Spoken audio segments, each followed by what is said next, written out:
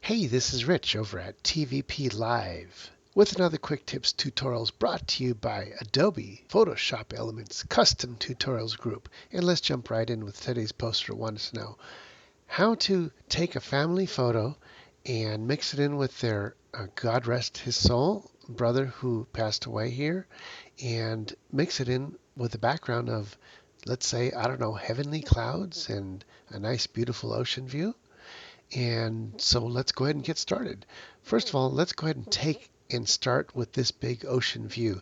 We have and enlarged this photo to a 40 by 53 photo. It makes everything sharper and easier to work with. So I'm going to go down here to the photo bin to show us all the different projects we have up here in the different tabs, and we can bring them in as we need. So let's go ahead and start out with the family photo. We'll just left click and drag that into our project. And because we brought it in like this, it's like a PNG, and we can't really work with it until we simplify that layer. We'll go ahead and come up here, right click on that layer and hit simplify. That'll take that little doodad logo in the corner here and turn it off, and it'll allow us to manipulate this picture.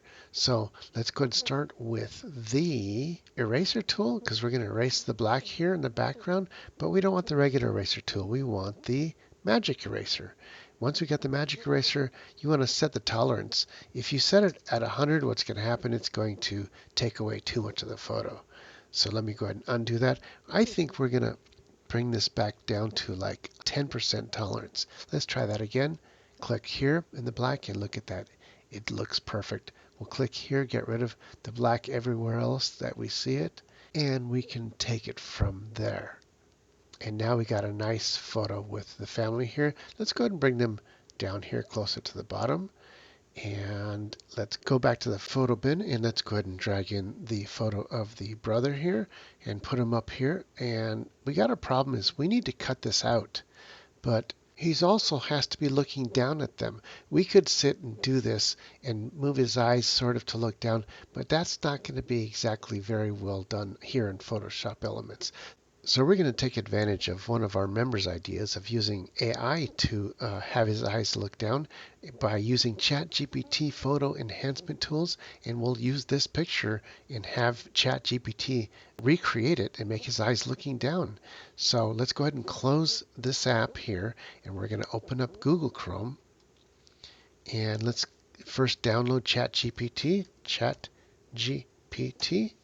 and here it is, the official page from OpenAI, and there it is.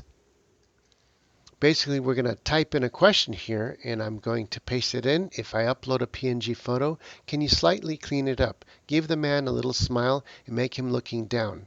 I'm going to hit upload like that, and it says yes, you can upload the PNG, and I can clean it up and edit the face, add a little smile, adjust the gaze downward. Just send the image whenever you're ready. Come down here, hit the plus. I'm going to choose add photo and files, and here's my PNG in my Screen Hunter folder. I'll double click on that. It uploads it, and hit the upload arrow here, and ChatGPT will do the rest. It'll take in a minute or so, and we'll watch it happen. Now, to be honest, it took me several tries and several different prompts here to get this image to look exactly the way we wanted it to. So here it is. ChatGPT gave us a nice image. So we can either click on it and choose download, or we can take a screenshot of it, which I did, and would save it to our desktop. Close our browser, and there it is. There's our image. Reopen up Adobe Photoshop Elements, and let's go ahead and bring in that photo. We dragged it in to the tool bin, and here it is, recreated from ChatGPT. Now he's looking down. This is looking really good. Look at that. So, but we're going to go ahead and resize it and make it look better in this photo. Let's go ahead and place him like right here where the sunlight's coming in, right around there. And let's go ahead and soften the edges using the eraser tool. We'll come down here, and not the magic eraser, but the regular eraser tool. And let's take this brush and make sure it's a soft brush like that. But look how small it is, you can't even see. So let's make this something like 1,000 points, so it's nice and big. And take that layer of that photo. Actually, we need to simplify that photo because we brought it in as a PNG. So I'll right click that and hit simplify. Now we can start erasing and manipulating this photo exactly the way we want it to be. Look at that. It's looking really good, softening his bottom half here. and he starts to meld right into these rays coming down. Look at that. That's looking really nice right around there. And let's go ahead and come down here to the family. Let's go ahead and enhance their whole view here a little bit because they're a little bit on the soft side. I'm going to come up here and hit go to enhance lighting brightness. And now I can take the contrast and lower it or make it a little more contrasty. See, they're starting to pop out a little bit. That looks really good right around there.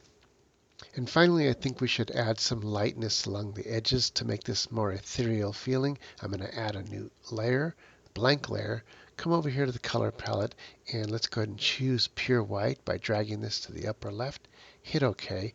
Grab a brush, and right down here, the last time we used the brush, it was 1,000 points.